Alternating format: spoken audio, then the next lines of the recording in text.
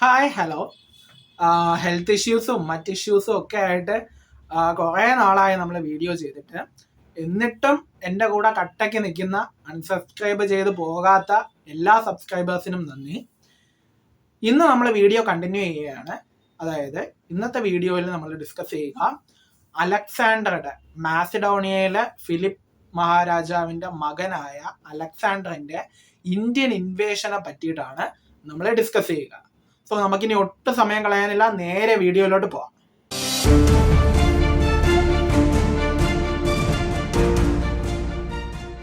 നമ്മുടെ അലക്സാണ്ടറിന്റെ ഇന്ത്യൻ ഇൻവേഷനെ പറ്റി നോക്കുമ്പോൾ എന്തുകൊണ്ടാണ് അങ്ങനെ സംഭവിച്ചതെന്ന് ചോദിച്ചു കഴിഞ്ഞാൽ, നമ്മൾ കുറേ കാലം പിന്നോട്ട് പോയി ഗ്രീക്കുകാരും പേർഷ്യൻകാരുമായിട്ടുള്ള ആ ഒരു കോൺഫ്ലിക്റ്റിലോട്ട് ചെല്ലേണ്ടി വരും. പേർഷ്യൻ രാജാവായ ദാരിയസിനെ കീഴ്പ്പെടുത്തിയതിന് ശേഷം തിരികെ വരുമ്പോഴാണ് അലക്സാണ്ടർ ഇന്ത്യ കോൺകർ ചെയ്യാനായിട്ട് വരുന്നത്. അപ്പൊ ഇന്ത്യയുടെ ഫാബുലസ് വെൽത്തിനെ പറ്റിയിട്ട് ഹെറോഡോട്ടസിനെ പോലുള്ള ഗ്രീക്ക് റൈറ്റേഴ്സ് ഒക്കെ ഒരുപാട് എഴുതി വായിച്ച അറിവ് അലക്സാണ്ടറിനെ പോലുള്ള ഈ ഇൻവേഡ് ചെയ്യാൻ വരുന്ന കോൺകറേഴ്സിനുണ്ട്. അപ്പൊ ഈ ഹെറോഡോട്ടസിനെ പോലുള്ളവരുടെ എഴുത്ത് വായിച്ച് ഇന്ത്യയിലുള്ള ഫാബുലസ് വെൽത്തിനെ പറ്റി അലക്സാണ്ടർ മഹാരാജാവും കോൺഷ്യസ് ആണ്. അങ്ങനെ വരുമ്പോ നോർത്ത് വെസ്റ്റേൺ ഇന്ത്യയുടെ അവസ്ഥ എന്തായിരുന്നു എന്ന് വെച്ച് കഴിഞ്ഞാൽ, അതായത് അവിടുന്ന് കോൺകറേഴ്സിന് ഇന്ത്യയിലോട്ട് വരാനുള്ള മാർഗം ഖൈബർ പാസ് ആണ്, ഖൈബർ ചുരം. അപ്പൊ അതിന്റെ അവസ്ഥ എന്താ വെച്ച് കഴിഞ്ഞാല് അൺഗാർഡഡ് ആയിട്ടായിരുന്നു ഈ ഖൈബർ പാസ് അവിടെ ഉണ്ടായിരുന്നത്. കാരണം ഈ നോർത്ത് വെസ്റ്റേൺ ഇന്ത്യ പല പല ഇൻഡിപെൻഡന്റ് മൊണാർക്കീസ് ആയിട്ട് തല്ലിപ്പിരിഞ്ഞിരിക്കുന്ന സമയമായിരുന്നു. ടാക്സില, പഞ്ചാബ്, അങ്ങനെയൊക്കെ. അങ്ങനെ ഈ ഖൈബർ പാസ് ഒരു നാഥനില്ലാതിരിക്കുന്ന സമയത്താണ് നമ്മുടെ അലക്സാണ്ടർ അതുവഴി ഇന്ത്യയിലേക്ക് എത്തുന്നത്. അങ്ങനെ അദ്ദേഹം ഇന്ത്യയിലെത്തി. എങ്ങനെയൊക്കെയാണ് അദ്ദേഹം ഇന്ത്യ കോൺകർ ചെയ്യുന്നത് എന്ന് നമുക്ക് നോക്കാം. അലക്സാണ്ടറിന്റെ ഇന്ത്യൻ ഇൻവേഷൻ തുടങ്ങുന്നത് BC 326 അദ്ദേഹം ഇന്ത്യ കോൺകർ ചെയ്യുമ്പോൾ ഏറ്റവും ആദ്യം അദ്ദേഹത്തിന് നേരിടേണ്ടി വന്ന റെസിസ്റ്റൻസ് ഝലം റിവറിൽ വെച്ചിട്ട് നമ്മുടെ ഇന്ത്യൻ പ്രിൻസ് ആയിട്ടുള്ള പോറസിൽ നിന്നായിരുന്നു. അദ്ദേഹത്തെ കീഴ്പ്പെടുത്തിയെങ്കിലും അദ്ദേഹത്തിന്റെ ധൈര്യത്തിലും അതുപോലെ തന്നെ സ്ഥൈര്യത്തിലും ഒക്കെ ഇംപ്രസ്ഡ് ആയിട്ട് അദ്ദേഹം പോറസിന്റെ കിങ്ഡം റീസ്റ്റോർ ചെയ്ത് കൊടുക്കുകയാണ് ഉണ്ടാവുന്നത്. മറ്റ് രാജാക്കന്മാരെല്ലാം എളുപ്പത്തിൽ അലക്സാണ്ടറിന് മുന്നിൽ സറണ്ടർ ചെയ്തു. അതില് തക്ഷശിലയിലുള്ള പ്രിൻസ് ആയിട്ടുള്ള അംബി ആയിരുന്നു ആദ്യമായിട്ട് അലക്സാണ്ടറിന്റെ മുന്നിൽ സറണ്ടർ ചെയ്യുന്നത്.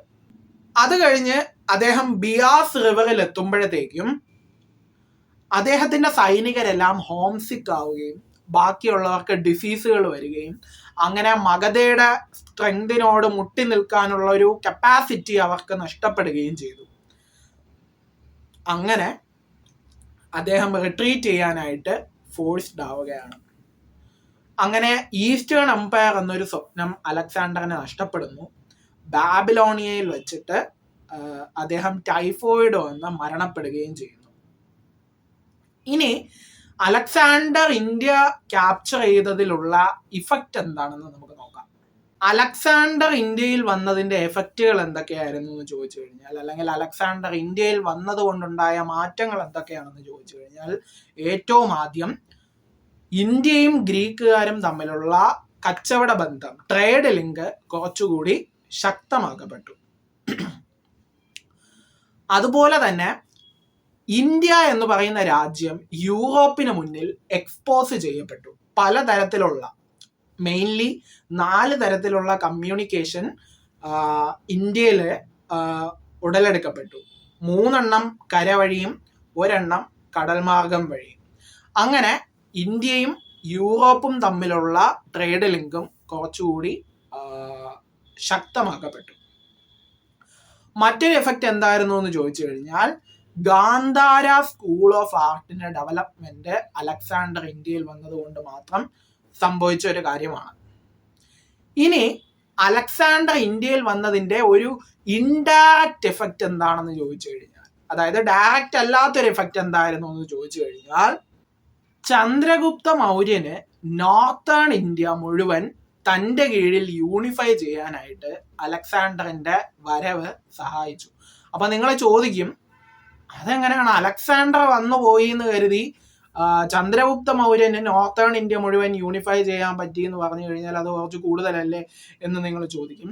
ബട്ട് അത് സത്യമാണ്.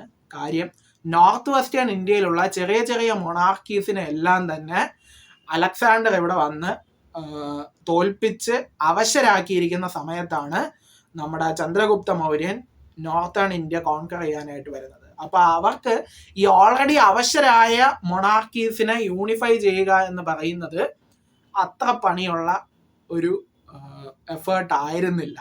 സോ അലക്സാണ്ടർ വന്നു പോയത് കൊണ്ട് ഒരു ഇൻഡയറക്റ്റ് ബെനിഫിറ്റ് ഉണ്ടായത് ചന്ദ്രഗുപ്ത മൗര്യനാണ്. ചന്ദ്രഗുപ്ത മൗര്യന് നോർത്തേൺ ഇന്ത്യ മുഴുവൻ തൻ്റെ കീഴിൽ യൂണിഫൈ ചെയ്യാൻ അത് ഹെൽപ്പ് ചെയ്തു. ഇതൊക്കെയാണ് അലക്സാണ്ടറിന്റെ ഇന്ത്യൻ ഇൻവേഷനെ പറ്റി നമുക്ക് ഡിസ്കസ് ചെയ്യാനുള്ളത്. സോ ഈ വീഡിയോ നിങ്ങൾക്ക് ഇഷ്ടമായി, നിങ്ങൾക്ക് യൂസ്ഫുൾ ആയി എന്ന് ഞാൻ വിശ്വസിക്കുന്നു. ഇതുപോലത്തെ വീഡിയോസിന് ഈ ചാനൽ സബ്സ്ക്രൈബ് ചെയ്യുക. നിങ്ങൾ ഇത് ലൈക്ക് ചെയ്തു, കമന്റ് ചെയ്തു, കൂട്ടുകാർക്ക് ഷെയർ ചെയ്തു എന്ന് എൻഷുവർ ചെയ്യുക. സോ നമ്മുടെ ബുദ്ധിസം ജൈനിസവുമായിട്ട് നമ്മൾ അടുത്ത വീഡിയോ ഉടനെ തന്നെ പോസ്റ്റ് ചെയ്യുന്നതായിരിക്കും. അതുവരെ ഗുഡ് ബൈ. Thank you.